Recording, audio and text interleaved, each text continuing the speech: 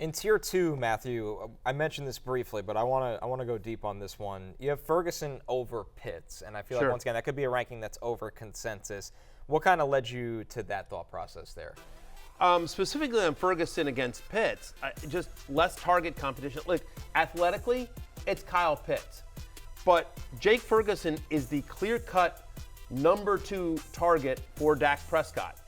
And, all due respect to Brandon Cooks, well, right, at the moment in camp, he's the number 1. I mean, if CeeDee Lamb, if they don't get this done with my guy Yates, it's going to be all Jake Ferguson.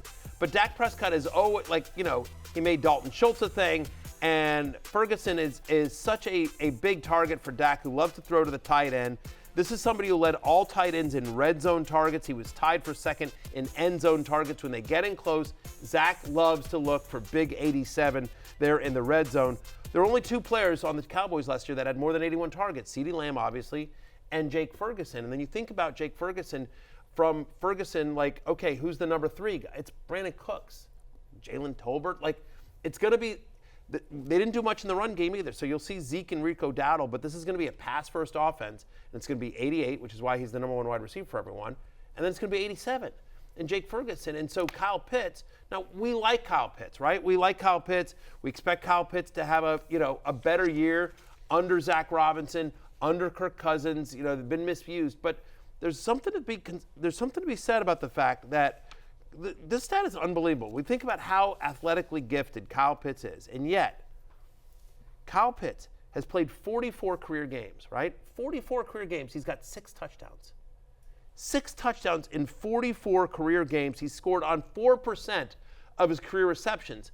And I think some of that is quarterback play and some of that is play calling, but also some of that is, by the way, when you get into the red zone, you also want to be able to run the ball. And Kyle Pitts is not a blocker, right? So this is why they had Jonnu Smith in the red zone all the time. And so we'll see what the Falcons do this year, but he's not going to play 100% of the snaps in the red zone. And we know Bijan Robinson is going to get a lot of red zone work this year. We figure Drake London's going to get some looks. So my argument for Ferguson over Kyle Pitts is Kyle Pitts has a lot more target competition in terms of Drake London, Bijan Robinson. You've got Darnell Mooney there as well, as opposed to Ferguson, who literally only has CeeDee Lamb. And that I think there's a pretty good chance, I feel very good about the odds that Jake Ferguson ends the year with more touchdowns than Kyle Pitts. Does Kyle Pitts pass him based on yardage and receptions? We'll see, but so I'm right there, but yeah, give me Jake Ferguson over Kyle Pitts, who we're still waiting. And again, we can excuse a lot of it, right? But eventually it runs out. Eventually, you're at some point, you got to score touchdowns to be a viable tight end in fantasy. Yeah, I feel like Kyle Pitts is going to have a lot of 5 receptions for 54-yard games with no touchdowns, which will be fine in terms of a footballing impact, but caps your fantasy upside a bit. On Ferguson, one other thing is that the Cowboys last year, they won 9 different games by 20 points or more. They just blew teams out constantly. And so again, similar to the Ravens thing, where they just didn't have to throw in these fourth quarters because they're beating the Giants 40-0. Let's look at tight ends 11 through 20. Now, we told you tight end number 10, David. Before we even move on, though, can we go back to the last screen? What do you want to say? Well, 1 to 10? Yeah, I want to go 1 through 10 again. We were never there. I can't go back to what we were. No, I want to go all the All right, way back 1 to to 10. through What do you got? Wow. Well, this is why. Well, I wanted to walk through. Bruce No, Willis? hang on. I wanted to just sort of walk through why the tier 1 versus the tier 2 guys, right? Okay. So I'll just walk through this real quickly. As we talked about, so Laporta, Kelsey, McBride, Andrews, Kincaid, all of them elite tight ends on good offenses, should get massive target share, should be able to score touchdowns. Again, McBride and Laporta emerging, right? But Kittle is inconsistent, again, and if Ayuk leaves, that's interesting, but in a season-long league where you're looking for consistency, as much as we love George Kittle, friend of the podcast, again, he has these big spike weeks, and then, because they have so many weapons and because he's used so much as a blocker often, Evan Ingram was all receptions last year. And so does he get that continued volume? 114 receptions was the second most by tight end in a single season in NFL history.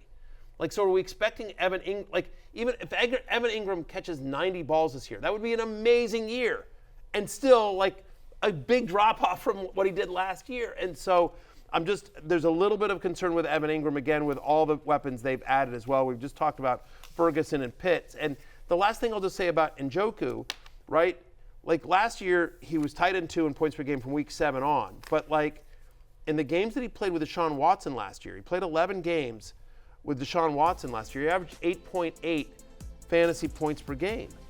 When he was with Joe Flacco, Jay, you may not be aware of this, but he was, comeback player of the year, Joe Flacco. With Joe Flacco, David Njoku, 18.2 fantasy points per game. So that's the one concern. It's kind of a breakup for Njoku, but it wasn't with the guy that's going to be the starting quarterback this year. So that, again, it makes you a little nervous. That's why those guys are all in tier 2. So I talk about the fact that I would feel much more comfortable with a tier 1 top 5 tight end this year.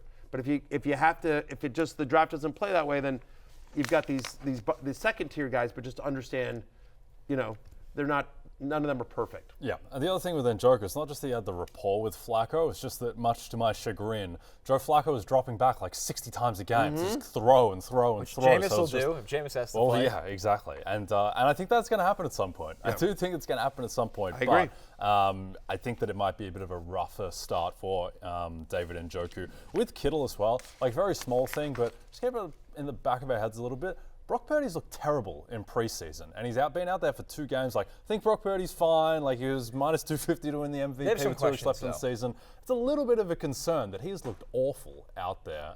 So, look, he's not going to lose his job or anything, but just something to be a bit mindful of if he starts the season poorly. I think they need Trent Williams and Brandon Ayuk back. Yeah, that would quickly. Help. That's a big part of the Brock Purdy effect for sure. So, Njoku kicked off tier 3 for us at tight end 10, and he's joined by Dallas Goedert, Brock Bowers, T.J. Hawkinson. And then it kicks off our final tier, tier 4, which is literally everyone else. Obviously, Hawkinson's in here just because we think he's going to miss half the season.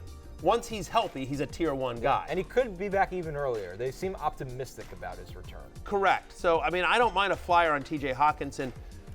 Bowers, just a wide range of outcomes here. Like, insanely talented. There are some reports like, they've got big plans for him. And then there's other reports where you're just like, listen, it's going to be a run-heavy team. They've got Michael Mayer there as well. Questionable quarterback play along with Adams and Myers. And so just how much target share can Brock Bowers, talented though he is, get? We love Goddard, but, again, A.J. Brown, Devontae Smith on a team that should be, fairly balanced or even maybe run-heavy. So Goddard there in the tier 3. Let's pull up 11 through 20 again. Jay, I want your thoughts on who you like in this group at cost, right? It's not just, hey, I'll roll with, Goddard because I've seen him do it before, but at cost with 11 through 20, who do you think is somebody that you might throw a dart on or might be your first streaming option? So, in terms of at cost, the guys I like are actually the 2 last ones, in Juwan Johnson and Noah Fant, just because I don't really see much differentiation even with the guys like Pat Fryermuth, who's further up, and Dalton Schultz as well. I think we're going to talk about him at the end of the show, but just with his competition that he's going to have to deal with Tank Dell, Stephon Diggs, and Nico Collins. But to me, what is most interesting is kind of at the top of this list, where this morning Matthew had to agonize about a guillotine choice for my tight end between Dallas Goedert and Brock Bowers, and went back and forth between the two. And what ultimately had me land on Bowers was just trusting the talent and trusting the kind of institutional incentives that team is going to have to maximize him because they took him in the first round. And with Goddard, what got me off of Goddard, not just he's dealt with injuries a fair bit in his career, but it's that previously that Eagles passing game has been just about the most defined passing game in the league, where it's A.J. Brown 1, Devontae Smith 2, Dallas Goedert 3, 4, nothing else. 4 is like Quez Watkins or Grant Calcaterra coming in. Like, there was just absolutely nothing there. And I just wonder where Kellen Moore comes in, new scheme. Saquon Barkley presumably is just going to have to be used more in the passing game than they've used their running backs in the past. And so just all of that made me trust the talent of Brock Bowers. Didn't feel good about it. Don't love the Bowers already dealing with injuries, but do think there was a bit more uncertainty around Goddard, who in years past, when he's been out there, has just been rock solid, and you just pencil him in. It's very high floor. Now, one of the guys on that list was Taysom Hill, who, it depends on where you play your league, right? Because he doesn't have tight end eligibility on all platforms, but he does on Yahoo. He does on Yahoo and he does elsewhere. And so if you play on a platform where Taysom Hill has tight end eligibility, 7 different games last year with double-digit fantasy points, and the reports out of New Orleans are that Clint Kubiak is using him in even more, annoying ways for a lot of fantasy managers. But like Denny was onto it. Yeah, this was Denny's choice for my ride or die. We didn't go that way, but Taysom Hill is sort of interesting. You mentioned Juwan Johnson already, and Fant, who should get a much bigger target share in that revamped Ryan Grubb offense in Seattle. Tyler Conklin, Connor, 3 straight seasons with 85 targets, and now he's got Aaron Rodgers back. I New Bob Tunyon. New Bob Tunyon. I think Tyler Conklin's just going to walk into 7 to 8 touchdowns out of nowhere, honestly. There's not a lot in the red zone for them to throw the ball. There really isn't. And we already mentioned Isaiah Likely. One last guy I'll just bring up is last year throughout the preseason, I kept saying how, hey, Luke Musgrave's going to be a thing this year. Well, and he wasn't because he got hurt and they found something in Tucker Kraft. I will just say he's now fully healthy, Luke Musgrave. We like Jordan Love a lot. We like this Packers offense a lot. And I continue, Connor, to be fascinated by Luke Musgrave's size and speed combination. Like, again, he's got to beat out Kraft, and there's a lot of mouths to feed in that offense. But I just feel like on a talent level, there's something special about Luke Musgrave. Am I crazy? It's such an enigma because Kraft is really good, right, in his own right. Yeah. Musgrave was a guy that his final college season, he played 3 games and got hurt. His rookie season, he flashed and he got hurt. So is he just a player that's just always going to be hurt, but you always want something more of? I almost look at the Packers, Jay, as I'm interested in streaming their tight end position, right? I think whoever is out there, if Musgrave's hurt, I think Kraft is going to be an impact player. If Musgrave's healthy, I think he'd be an impact player. It's almost a team that, and I'm talking about streaming. I'm not talking about drafting and starting, but you can trust the Packers at tight end with Jordan Love. Yeah, definitely. And I think just overall, the Packers pass catchers, it's a fascinating situation because I think there are very real worlds where the Packers have the best offense in football this year, and we have no idea how to order their 4 wide receivers, let alone the tight ends, in terms of who's going to provide value. Like, that would be a very flat market if you were pricing out who's going to be the best Packers wide receiver this season. So, yeah, plenty going on there. I think in terms of the flyers for tight ends, what is important to remember is that, like, when you're taking flyers, you want variance, and you don't want to go like Dalton Schultz has no variance at all. Correct. He's older, he's in an offense with the same quarterback and same offensive coordinators last year, and all that has changed is Stephon Diggs is coming in and Tank Dell is back. So it's only going to get worse for Dalton Schultz, whereas you go further down, like Noah Fant, new offensive coordinator. Chigga Okonkwo, new regime in Tennessee. Other guys like, Ben Sinnott, he comes in, and we don't know what that is going to look like. I'm just going to say this right now. By the way, I appreciate mentioning Ben Sinnott, who I like is an interesting guy, second half of the year. I'm just going to say this right now. He's not even getting drafted in the leagues. Zach Ertz is going to play more than, honestly, any of us expect or want him to play. Like, it's going to be a thing. Like, I tell my young daughters, I say, listen, when you're ready to get married, find somebody that looks at you the way Cliff Kingsbury looks at Zach Ertz. And then they look at me, they roll their eyes and go back to TikTok. But what's important here is that Zach Ertz, it's gonna be like 6 for 34. But you're gonna be like, Zach Ertz is gonna be sort of a thing this year. I think, at least initially. He's gonna play more than any of us want him to. I'm just telling you. So if you're desperate in a deep league for tight end, Zach Ertz, there you go. Okay, you have a chance to win $1 million in the NBC Sweepstakes on Yahoo Fantasy. Just download the redesigned Yahoo Fantasy app or go to NBCSports.com/fantasymillion for additional details. What are you waiting for?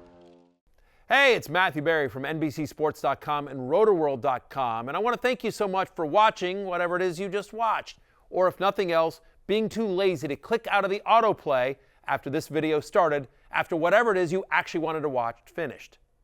But now that you're here, I'd like to take a moment here to ask you respectfully now, okay? I'm asking you respectfully to subscribe to the NFL on NBC YouTube channel. You'll get the latest Roto-World fantasy news headlines, all sorts of great shows, including my own Fantasy Football Happy Hour. So go subscribe now. Again, I'm asking respectfully.